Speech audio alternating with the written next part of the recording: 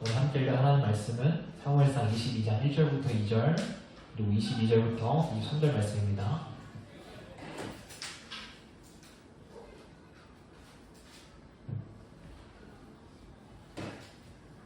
다 찾으신 줄 알고 한 절씩 교독하고 마지막 절 함께 읽도록 하겠습니다.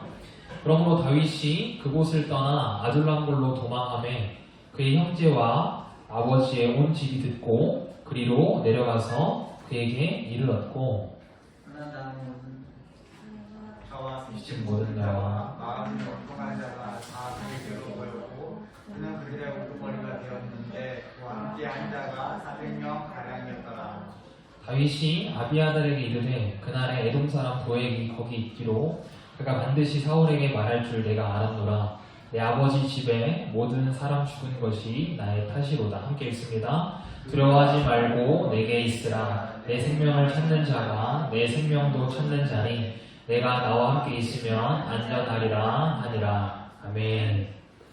네, 우리 친구들 한 주 잘 지냈나요? 네, 이제 진짜 여름이 온 것 같습니다. 날씨가 너무 더워진 것 같은데. 그래도 또 우리가 여름 하면은 또 이렇게 기다리는 것들 있죠? 다음 달에 우리 친구들 뭐 하죠? 학교에서?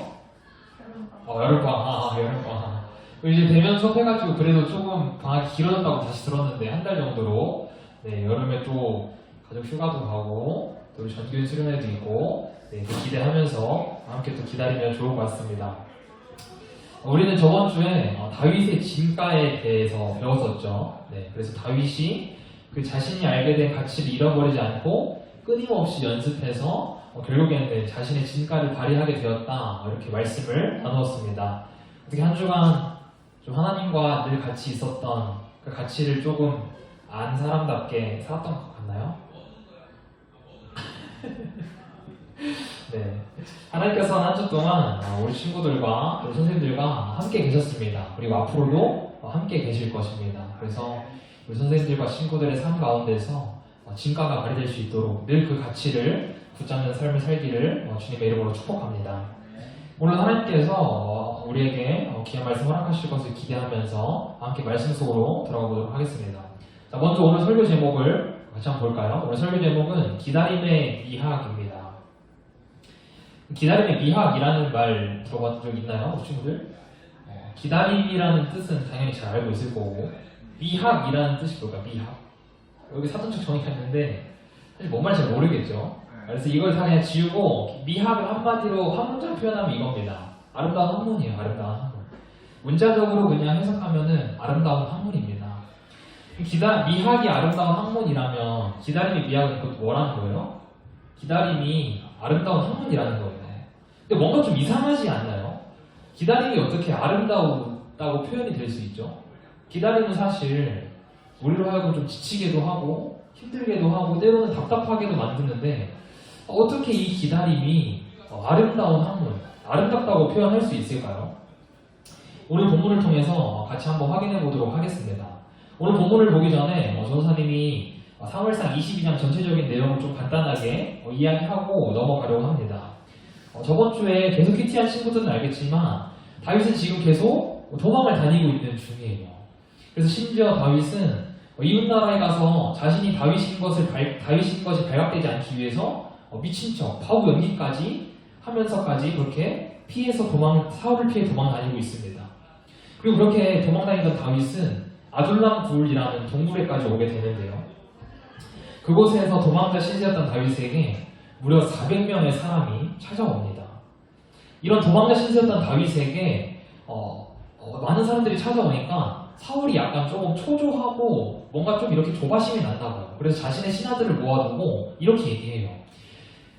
솔직히 상식적으로 말해서 다윗이 너희들한테 밭이나 군사들이나 어떠한 힘을 줄 수 있을 것 같니?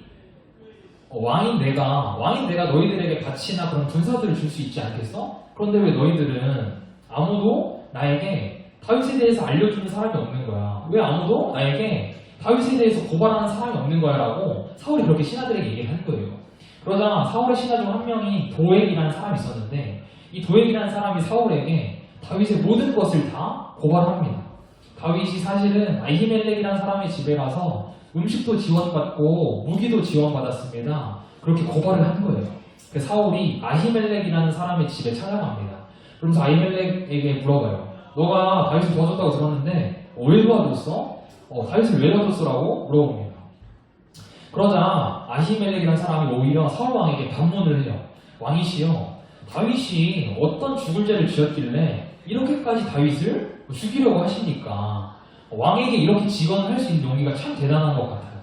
사울이 이 말을 듣고 화가 나서 아히멜렉과 그 집안 모든 사람들을 다 죽이라고 명합니다. 그런데 사울 왕의 신하 어느 누구도 나서서 그 아히멜렉의 집안 사람들을 죽이려고 하지 않았어요. 그런데 딱 한 사람이 사울 왕의 명령에 따르는데 그 사람이 바로 아까 다윗을 고발했던 도액이라는 사람이에요. 도액이 아히멜렉과 그 집안의 사람들 가축 깐난하게 할 거 없이 다 죽였어요. 그렇게 죽은 사람만 몇 명이에요? 85명입니다. 다행히 이 중에 아히멜렉의 아들 중 아비아달이라는 사람이 있었는데 아비아달이라는 사람만 겨우 피해서 다윗에게 도망을 갔어요. 그래서 다윗이 그 아비아달을 맞아주고 위로하는 장면으로 오늘 사무엘상 22장 내용 장면이 끝이 납니다. 다윗의 지금 현재 상황은 어떤가요? 다윗은 현재 계속 도망을 다니고 있죠. 그런데 우리가 저번주에 확인했을 때 다윗이 사무엘을 통해서 기름 부음을 받아서 왕이 됐다고 했어요. 왕으로 기름 부음을 받았는데 지금 다윗 현재 상황은 도망을 다니고 있다는 것이에요. 왕이 될 것이라고 했으면 왕이 되기 위한 수업을 받아야 되잖아요. 뭐 정치, 경제, 전술, 뭐 활 쏘는 연습, 말 타는 연습, 뭐 이런 것들 하면서 왕이 될 준비를 해야 되는데 다윗은 지금 그런 수업은커녕 도망만 다니고 있다는 것이라는 거죠. 심지어 자신을 도와준 사람이 자신 때문에 죽었다라는 죄책감까지 가지게 되었어요. 다윗이 얼마나 괴로웠을지 가늠이 되나요? 너무나도 괴로웠을 거예요. 그런데 다윗은 그런 상황에서도 하나님보다 앞서지 않고 끝까지 기다렸어요. 감정적으로 사울에게 대응할 수 있었고 충분히 사울을 공격할 수 있었지만 다윗은 하나님께서 하신 명령이 아니면 아무것도 하지 않았어요. 그렇다면 다윗에게 사울을 공격할 수 있는 기회가 단 한 번도 없었을까요? 조원사님은 오늘 본문을 통해서 다윗이 공격할 수 있었던 기회가 두 가지가 있었다라고 생각을 했어요. 자, 먼저 첫 번째는 오늘 본문 2절을 통해 확인할 수 있는데 우리 본문 2절 말씀을 같이 한번 읽도록 하겠습니다. 시작. 환난당한 모든 자와 빚진 모든 자와 마음이 원통한 자가 다 그에게로 모였고 그는 그들의 우두머리가 되었는데 그와 함께한 자가 400명 가량이었더라. 아멘. 다윗을 따르기 위해서 400명의 사람들이 모였어요.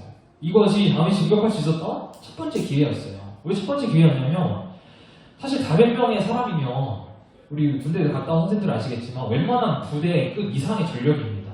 그리고 다윗은 이전에 혼자서 블레셋 사람 200명을 죽였던 사람이에요.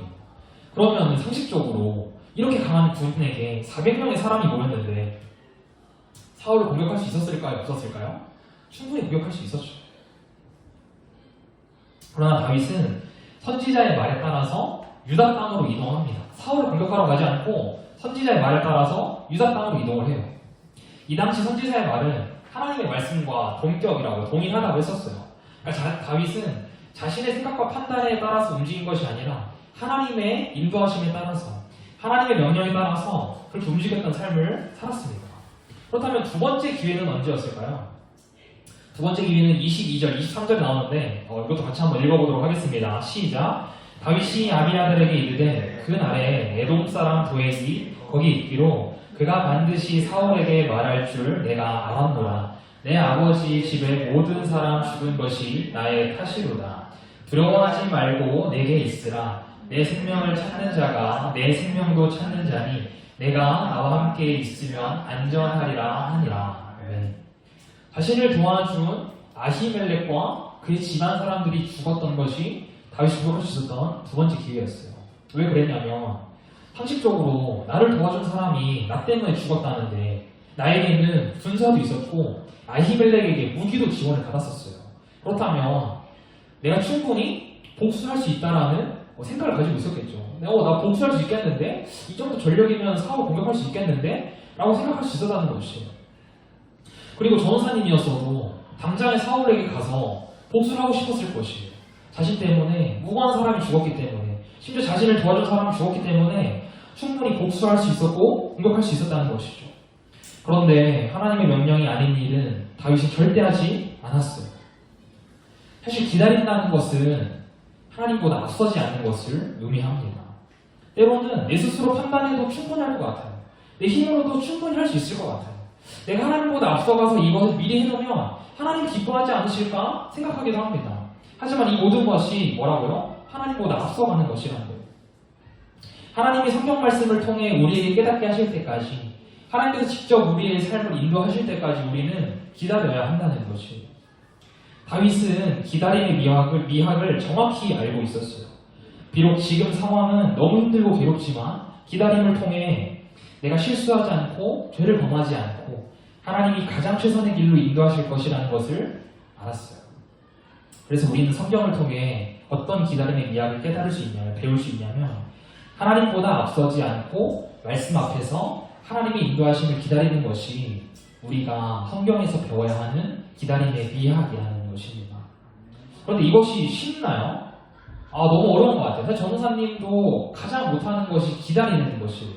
전도사님도 약간 좀 끈기가 없고 인내심이 부족한 사람 중 한 명인데, 그래서 전도사님이 한 주 설교를 좀 준비하면서 전도사님의 그런 기다리지 못하는 부분에 대해서 조금 돌아볼 수 있었던 것 같아요.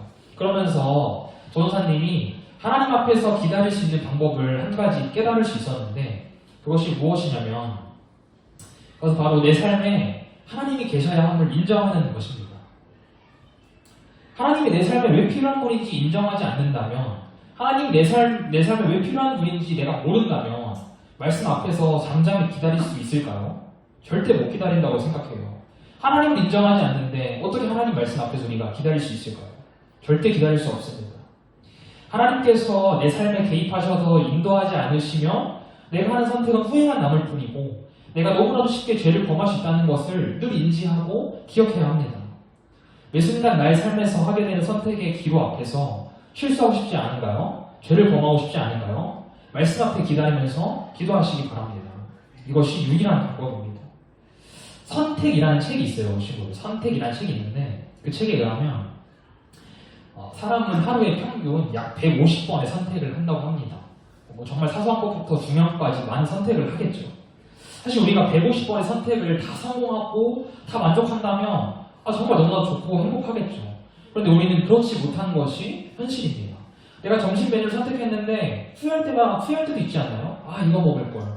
내가 짜장면을 선택했는데 짬뽕 먹을 걸 하고 후회할 때도 있고, 그리고 내가 친구들과 노는 것과 집에서 낮잠 자는 것 중에 친구들과 노는 걸 선택했는데 놀고 나니까 집에서 낮잠이나 잘 걸. 괜히 나갔다 왔네? 후회할 때도 있다는 것입니다. 근데 더 중요한 것은 이런 사소한 선택뿐 아니라 앞으로 우리 친구들이 인생의 그 기로 앞에서, 선택의 기로 앞에서 더 중요한 결정들을 해야 될 때가 온다는 것이죠. 그런데 지금부터 그런 선택의 기로 앞에서 말씀 앞에 기다리는 것을 훈련하지 못한다면 정말 내 인생의 중요한 결정, 정말 내 인생의 문제에서 중요한 선택을 해야 할 때 말씀 앞에서 기다릴 수 있을 것 같나요? 전사님은 결코 쉽지 않다고 생각합니다. 지금 정말 사소한 문제라고 생각하는 것부터 말씀 앞에서 기다리는 훈련이 필요합니다. 하나님이 무엇을 원하실까 고민하며, 하나님이 나의 삶을 어떻게 인도하실까 고민하며 그렇게 말씀 앞에 기다리는 훈련이 필요하다는 것이. 사울은 기다리지 못했어요. 사울은 자신의 판단대로, 자신의 감정대로 그렇게 그냥 행동했어요. 그 결과 어떻게 됐나요? 무고한 사람들, 죄 없는 사람들을 무려 85명이나 죽였습니다. 반면에 다윗에게는 2번의 선택의 기회가 있었다고 했었죠. 다윗은 그 선택의 기로 앞에서 실수하지 않아도 죄를 범하지 않았어요. 그렇게 잘못된 선택으로 실수하지 않을 수 있었던 이유는 무엇이라고? 하나님 말씀 앞에서 끝까지 기다렸기 때문입니다. 이는 곧 다윗이 하나님보다 앞서지 않았음을 증명해 주는 것이고, 하나님과 늘 함께하며 하나님과 끊임없이 교제했다는 것을 증명하는 것 중 하나입니다. 다윗과 사울 사이에 정말 큰 차이점이 있었던 것이 아니에요. 딱 한 가지. 말씀 앞에서 하나님의 인도하심을 기다렸는가? 그거 하나밖에 없었습니다. 그 작은 차이가 이렇게 큰 결과를 만들어냈어요. 다윗의 모습을 통해 하나님보다 앞서지 않고 말씀 앞에서 기다리려면 하나님과 끊임없이 교제해야 함을 알 수 있어요. 마치 내가 부모님이 원하시는 것, 나의 가장 친한 친구가 원하는 것을 알기 위해서는 대화와 소통을 통해 알아야 하는 것처럼 우리가 하나님이 무엇을 원하시는지, 하나님이 나의 삶을 어떻게 인도하실지 알고 싶다면 하나님과 끊임없이 교제하며 소통해야 한다는 것이에요. 우리 친구들은 어떤 부분에서 하나님보다 앞서 먼저 행하려고 하나요? 우리 친구들이 지금 말씀 앞에서 잠잠히 기다려야 하는 것은 어떤 것이 있나요? 우리 한 주간 하나님보다 앞서가지 말고 말씀 앞에서 기다려봅시다. 우리 친구들이 선택을 해야 하는 많은 순간들이 있을 거예요. 정말 사소한 것부터 중요한 것까지 정말 많은 선택의 순간들이 있을 텐데 그때마다 내가 하고 싶은 거, 내가 더 끌리는 거, 이것을 선택하기 전에 한번 하나님 앞에 물어보고, 하나님, 제가 이것들을 고민하고 선택을 해야 하는데 하나님 무엇을 선택하는 것이 더 하나님 기뻐하실 만한 선택이 될까요? 제가 후회하지 않고 실수하지 않고 죄를 범하지 않는 선택을 어떻게 선택을 해야지 그렇게 할 수 있을까요? 그렇게 물어보고 그렇게 하나님 앞에서 기다려보는 훈련을 했으면 좋겠습니다. 이것이 쌓이고 쌓여서 아까도 얘기했지만 우리 친구들이 정말 중요한 선택을 해야 하는 순간에 그 순간에 그 진가가 발휘될 것입니다. 이게 훈련되어 있지 않으면 우리 친구들이 앞으로 많은 선택의 순간 앞에서 정말 중요한 선택을 해야 하는 순간 앞에서 하나님의 뜻보다 나의 뜻과 나의 감정과 나의 판단이 앞서는 선택을 할 때 실수할 수 있고 후회할 수 있고 죄를 범할 수 있다는 거죠. 그렇게 우리가 한 주간 하나님보다 앞서가지 말고 말씀 앞에 기다리며 그렇게 훈련되어지는 그런 삶을 살아가면서 하나님의 선하신 인도하심을 붙잡고 나아가는 우리 선생님들과 친구들의 한 주의 삶이 되기를 주님의 이름으로 축복합니다. 아멘. 기도하겠습니다. 하나님 아버지, 오늘도 우리에게 또 귀한 말씀을 배우게 하시고 또 깨닫게 하시니 감사합니다.